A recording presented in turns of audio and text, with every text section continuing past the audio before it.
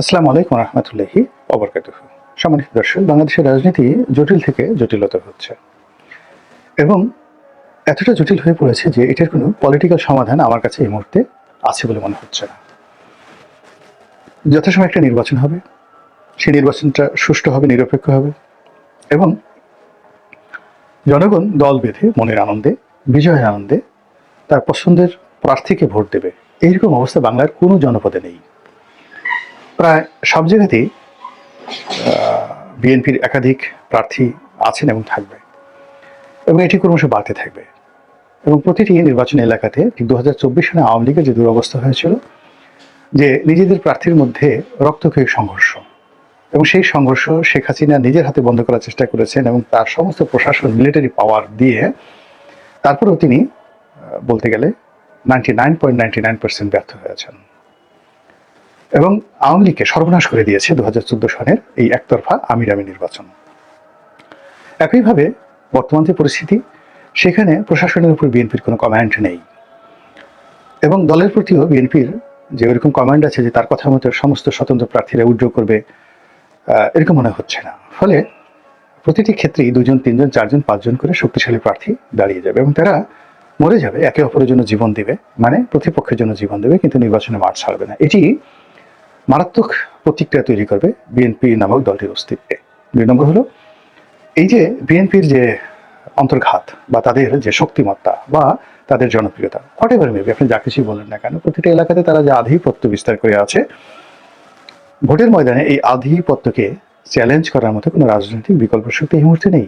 জামাত এই মুহূর্তে জনপ্রিয়তা অর্জন করার চেষ্টা করছে, তারা সাংগঠনিকভাবে তৎপরতা দেখাচ্ছে, কিন্তু এটা তৃণমূলে নয়। এমনকি ডক্টর শফিকুর রহমান, জামাতের আমির, তিনি যদি মিরপুরের যে সিটটিতে দাঁড়াবেন, ধরেন একটা সিটটিতে তিনি দাঁড়াবেন, এখন সেই সিটে যদি ডিপজল প্রার্থী হয় কিংবা ইলিয়াস মোল্লার যে ভাই তিনি প্রার্থী হন কিংবা এসে খালেক সাহেবের ছেলে সাজু, মানে মিরপুরতে যে কয়টি সিট আছে ওনারাই সাধারণত প্রার্থী হন, এসে খালেকের পরিবার আর মোল্লা পরিবার। তো মোল্লা পরিবার মানে এখলাসউদ্দিন মোল্লা, ইলিয়াস মোল্লার বড় ভাই। এখলাসউদ্দিন মোল্লা বিএনপি করেন, আবার ইলিয়াস মোল্লা আওয়ামী লীগ করেন। তো মোল্লা পরিবার। এর বাইরে সেখানে সেই ডিপজল আছেন, চলচ্চিত্রের যে নায়ক ভিলেন, তিনি ওখানে যথেষ্ট শক্তিশালী, একসময় কমিশনার ছিলেন। তো এই 3 জন মানুষকে, অর্থাৎ সাজু সাহেবকে, অর্থাৎ এসে খালেক সাহেবের ছেলে সাজু সাহেব কিংবা তার বড় ভাই মহসিন তো এখন আসবে না, সাজুই হয়তো ইলেকশন করবেন। তো সাজু সাহেবকে, এখলাসউদ্দিন মোল্লাকে বা ডিপজলকে নির্বাচনের ময়দানে জামাত শত চেষ্টা করে মিরপুরের মতো জায়গাতে তারা দাঁড়াতেই পারবে না। ধানমন্ডির কথা চিন্তা করেন, সেখানে অন্তত 5 জন প্রার্থী আছে বিএনপির, ধানমন্ডিতে 5 জন প্রার্থী আছে এবং এদের অর্থবিত্ত ক্ষমতা সবকিছু আছে। মতিঝিলের কথা চিন্তা করেন, কোথায়, মানে ব্যাপার হলো এমনি আপনি জনপ্রিয়তা দেখাচ্ছেন, অনেক লোক আপনার আসছে, বাইতুল মাকরমে বড় বড় মিটিং হচ্ছে, কিন্তু নির্বাচনের ময়দানটা সম্পূর্ণ আলাদা। যখনই নির্বাচনের ময়দানটা যাকে বলে প্রতিযোগিতা শুরু হয়ে যাবে, পুরো জিনিসটাই বিএনপির নিয়ন্ত্রণে চলে যাবে এবং সেই যে নিয়ন্ত্রণে চলে যাবে, মাঠে কোনো প্রতিদ্বন্দ্বী নেই, এটি বিএনপির জন্য মারাত্মক বিপর্যয় হয়ে পড়বে, আইন শৃঙ্খলার জন্য মারাত্মক বিপর্যয় হয়ে পড়বে। নির্বাচন পূর্ববর্তী সময় এবং নির্বাচন পরবর্তী সময়ে কয়জন বাঁচে, কয়জন টিকে এবং কি পরিস্থিতি হয়, এটা নোবডি নোজ। 1। 2 নম্বর হলো যে নির্বাচন পূর্ববর্তী সময় এখন প্রতিদিনই পরিস্থিতি অবনতি হচ্ছে, আইন শৃঙ্খলা, শিক্ষা প্রতিষ্ঠানগুলোতে অস্থিরতা, অর্থনীতি একেবারে খুবই খারাপ অবস্থা। তারপর রাজনৈতিক দলগুলোর মধ্যে বন্ধুত্ব বন্ধন এটি গড়ছে না, বরং যাকে বলা হয় একুল ভাঙছে ওকুল, মানে আর গড়ছে না, শুধু ভাঙছে আর ভাঙছে, বিশ্বাস, ভালোবাসা সবকিছু। এবং আমরা প্রথম দিকে যেটা মনে করেছিলাম যে ইসলামিক দলগুলো সব এক হয়ে যাবে, অর্থাৎ জামাত, হেফাজত, চরমোনাই সব এক হয়ে যাবে, কিন্তু এখনো পর্যন্ত তারা মৌখিকভাবে কথাবার্তা বলছে, দেখা সাক্ষাৎ করছে, কিন্তু এক হওয়ার মতো কোনো ঘটনা ঘটেনি। তো এই অবস্থাতে যেটা হলো যে পুরো রাজনীতির হিসাব নিকাশ প্রতিদিনই পাল্টে যাচ্ছে, আর পাল্টে যাওয়ার কারণে সাধারণ যারা মানুষ রয়েছেন তারা আতঙ্কগ্রস্ত হয়ে পড়ছেন। অনেকে বলছেন যে এটা তো পলিটিক্যাল কোনো সলিউশনে যাবে না, আবার একটা 1-11-এর কথা বলছেন, আবার একটা 2-11-এর কথা বলছেন, কেউ সেনা শাসনের কথা বলছেন। তারপরে আবার অনেকে ওয়েলকাম জানাচ্ছেন যে এর পরিবর্তে এই এখন যে অস্বস্তিকর অবস্থা যাচ্ছে, এর সাথে বরং সেনাবাহিনী সরাসরি ক্ষমতা নিয়ে 5 বছর চালায়, অসুবিধা কি? আবার নতুন আরেকটা গ্রুপ বের হয়ে গেছে যারা বর্তমান ইউনূস সরকারকে আরো 5 বছর রেখে দিতে চাচ্ছেন। তাদের বক্তব্য হলো যে এরা তো চাঁদাবাজি করছে না, এরা তো ঘুষ দুর্নীতি করছে না, ঘুষ দুর্নীতি করছে তো অন্য মানুষ, দখলবাজি করছে না। এই ভদ্রলোক ডক্টর মোহাম্মদ ইউনূস, তার একটা ইন্টারন্যাশনাল আইডেন্টিটি আছে, ক্রেডিবিলিটি আছে, এবং এই বয়সে তিনি ছুটতে পারছেন, হাঁটতে পারছেন, কথা বলতে পারছেন, কথার ভিতরে কোনো জড়তা নেই, এবং তিনি মানুষকে বোঝাতে পারছেন। এখনো লোকজন তার প্রতি আশাহত হয়নি, তাকে গালাগাল দিচ্ছে না। আওয়ামী লীগের লোকজন গালাগাল দিচ্ছে, কিন্তু তাকে ইন জেনারেল পাবলিক এখনো পর্যন্ত তাকে কিন্তু কেউ গালাগাল দিচ্ছে না। বরং যে সমস্ত ইসলামী বক্তা তাকে সুদখোর বলে ওয়াজে খুবই বিশ্রী ভাষায় গালাগাল করতেন, এখন তারা তাকে দেবতা হিসেবে বা তাকে অলি আল্লাহ হিসেবে চিহ্নিত করার জন্য নানা রকম বক্তৃতা বিবৃতি দিয়ে যাচ্ছেন। তো কাজে ডক্টর মোহাম্মদ ইউনূসের কিন্তু প্রতিকূল অবস্থার মধ্যে তার ইমেজ ক্ষুণ্ণ হয়নি। তো এই অবস্থাতে একটা গ্রুপ দাঁড়িয়ে গেছে যারা প্রো জামাত ব্যাক্ট কিংবা নিউট্রাল বলেন কিংবা এন্টি আওয়ামী লীগ বলেন। তারা বলছে যে না, ঠিক আছে, খুব ঝামেলার দরকার নেই, যখনই মিলিটারি গভর্নমেন্ট আসবে তখন এমার্জেন্সি থাকবে, রিড করার ক্ষমতা থাকবে না, সমস্ত ক্ষমতা তাদের হাতে চলে যাবে। এখন তো তবু দুটো ডাল ভাত খাচ্ছি, আর যা হোক না হোক ইউটিউবে এসে দুটো গাল দিচ্ছি, ফেসবুকে একটা স্ট্যাটাস দিচ্ছি, কিন্তু সামরিক শাসনের সময় তো আপনি পারবেন না। You can't do it. Even আমি যখন ভিডিও করছি, সামরিক শাসন আসলে আমি এটিকে পারবো বলে আমার কাছে মনে হচ্ছে না। পারি যদি সেটা দুর্ভাগ্যের সৌভাগ্যের বিষয়, আর না পারলে দুর্ভাগ্যের বিষয়। কিন্তু বাস্তবতা হলো যে আমি এখন এই জমানাতে আমার কথা বলছি, শেখ হাসিনাকে জমানাতেও আমি কিন্তু কথা বলেছি। এই যে এখন যেভাবে কথা বলছি, শেখ হাসিনাকে সরাসরি আক্রমণ করে কথা বলেছি, কথা 2009 থেকে একেবারে 24 পর্যন্ত। তো এই কথা বলার অধিকার ছিল, এবং শেখ হাসিনা অনেককে নির্যাতন করেছেন, ধরে নিয়ে গেছেন, কিন্তু এর বাইরে অনেকে কথা বলেছেন। টেলিভিশন টকশোগুলো চলেছে, সরকারের সমালোচনা হয়েছে, এবং আপনি দেখুন 3টি পার্লামেন্টে 2009 থেকে আমাদের যে পার্লামেন্টে সেখানে যারা ছিলেন বিএনপির মহিলা এমপি যারা ছিলেন, তারা তো শেখ হাসিনাকে নিয়ে এমন কথাবার্তা বলেছেন। সৈয়দ আসিফা পাপিয়া যিনি আছেন, তিনি তো একদিন বলেই বসলেন যে তিনি মানে এমন একজন লোক যে বিয়েই মানে মোশাররফ সাহেবের সাথে প্রেম করার জন্য সেই মুশাররফ সাহেবের কোলে গিয়ে বসার জন্য মুশাররফ সাহেবকে দিয়ে তার স্ত্রীকে হত্যা করিয়েছেন। পার্লামেন্টে তিনি এই কথা বলেছেন শেখ হাসিনার উপস্থিতিতে।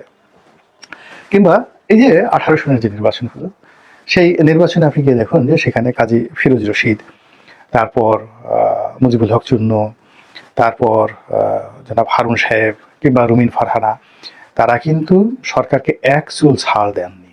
মানে যেভাবে সমালোচনা করা দরকার একটা শক্তিশালী বিরোধী দল পার্লামেন্টে যেভাবে করে, এই 5-6 জন লোক, কাজী ফিরোজ রশিদ, মানে কাজী ফিরোজ রশিদ তো সমস্ত রেকর্ড ব্রেক করা তার সে বক্তব্য পার্লামেন্টে।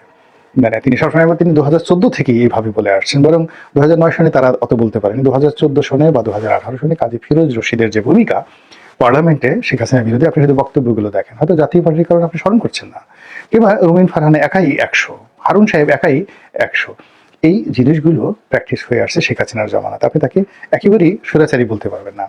আবার এখন ডক্টর মোহাম্মদ ইউনূস আমাদেরকে সুযোগ দিয়েছেন কথা বলার জন্য, বলছেন আমরা বলছি, লিখছি, কেউ কেউ হয়তো ভয়েস সেলফ সেন্সার্ড হচ্ছেন তাদের নিজেদের দুর্বলতার কারণে, দুর্নীতির কারণে। কিন্তু কোনো একটা মহল থেকে আজ পর্যন্ত কোনো পত্রিকাতে টেলিফোন আসছে বা কোনো ব্যক্তির কাছে ফোন আসছে আমরা এখন পর্যন্ত দেখছি না, সেই অনুভবই করি না। আমরা কিন্তু আমাদের মতো করে সমালোচনা করে যাচ্ছি।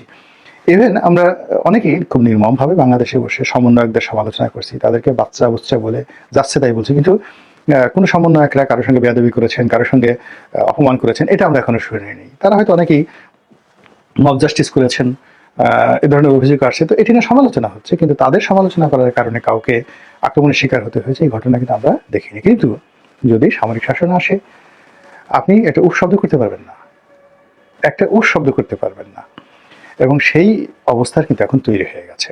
মানে এখন আমরা রাজনৈতিক অবস্থাটাকে এত জটিল করে ফেলেছি, এই জটিল অবস্থা থেকে বের হওয়ার জন্য আসলে সামরিক শাসন ছাড়া কোনো বিকল্প নাই। আর আরেকটা বিকল্প আছে, আনকন্ডিশনালি সমস্ত রাজনৈতিক দলগুলো ডক্টর মোহাম্মদ ইউনূস সাহেবকে সমর্থন দিতে হবে এবং সাহায্যের হাত বাড়াতে হবে। 2 নম্বর হলো তাদের সাথে যত মতদ্বৈততা আছে এটি দূর করতে হবে আনকন্ডিশনালি, কোনো রকম তর্ক বিতর্ক ছাড়া। সে যদি বলে আমি 5 বছর থাকবো, থাকবে 5 বছর, কিন্তু একটু শব্দ করতে পারবে না। আর দ্বিতীয় বিকল্প হলো যে এখন যেভাবে চলছে, যদি ডক্টর মোহাম্মদ ইউনূস চলে যান বা তাকে যদি বাদ দিয়ে দেওয়া হয় বা তার বিরুদ্ধে যদি যারা রাজনৈতিক শক্তি আছে তারা যদি ঐক্যবদ্ধ থাকে, সামরিক শাসন একেবারে confirm, there is no way, no alternative way. এখন প্রশ্ন হলো যে যদি সামরিক শাসন আসে তাহলে আমাদের রাজনৈতিক অনেক কী পরিস্থিতি হবে? প্রথমত সবচেয়ে বেশি ক্ষতিগ্রস্ত হবে বিএনপি। এর কারণ হলো সামরিক বাহিনীর সাথে বিরোধের কারণে বিএনপির জমানাতে 111 তৈরি হয়েছিল এবং তৎকালীন সেনা কর্মকর্তারা বংশ পরম্পরায় বিএনপির যে ক্ষতি করেছে, সেই বেগম জিয়ার বাড়ি ভাঙা, তাকে জেলে নেওয়া, তারেক রহমান সাহেবকে সেই পেটানো, সেই ফ্যানের সাথে টানিয়ে পেটানো, তার মেরুদণ্ড ভেঙে দেওয়া, যে সকল কথা আমরা শুনেছি, এগুলো সব তো পুলিশ করেনি বা অন্য কেউ করেনি। এটা 111-এর সময় বড় বড় কাজগুলো হয়েছে। তো এই কাজগুলোর যে কারণে সেনাবাহিনীর সঙ্গে যাকে বলা হয় বিএনপির একটা দূরত্ব আছে, এতে অস্বীকার করার কোনো উপায় নেই। তো ওই জায়গাটা পলিটিক্যালি রিজলভ এখনো হয়নি এবং হওয়ার কোনো সম্ভাবনাও নেই। তো যাই হোক, এখন যেটা বলছিলাম যে আবার অন্যদিকে দেখেন আওয়ামী লীগের পরে আসছি, সেটা হলো যে যদি এই অবস্থাতে সেনাবাহিনী ক্ষমতা এসে যায় বা মার্শাল্লাহ হয়ে যায়, তাদের প্রথম যে স্টিম রোলারটা এটি বিএনপির উপর আসবে। এখন বিএনপির শীর্ষ নেতা তারা তো দুজনই দেশের বাইরে আছে। বাংলাদেশে যারা আছেন, ধরুন মির্জা ফখরুল সাহেব ভদ্রলোক মানুষ, তার কিছুই হবে না, গয়েশ্বর বাবুরও কিছু হবে না, কিন্তু যাদের বিরুদ্ধে দুর্নীতির অভিযোগ আছে এবং ফটাফট করে যাদের দুর্নীতির মামলাগুলো নিষ্পত্তি হয়ে গেছে, ওগুলো আবার চালু হয়ে যাবে। যাদের বিরুদ্ধে সন্ত্রাসের অভিযোগ আছে আবার চালু হয়ে যাবে। আবার এই গত 5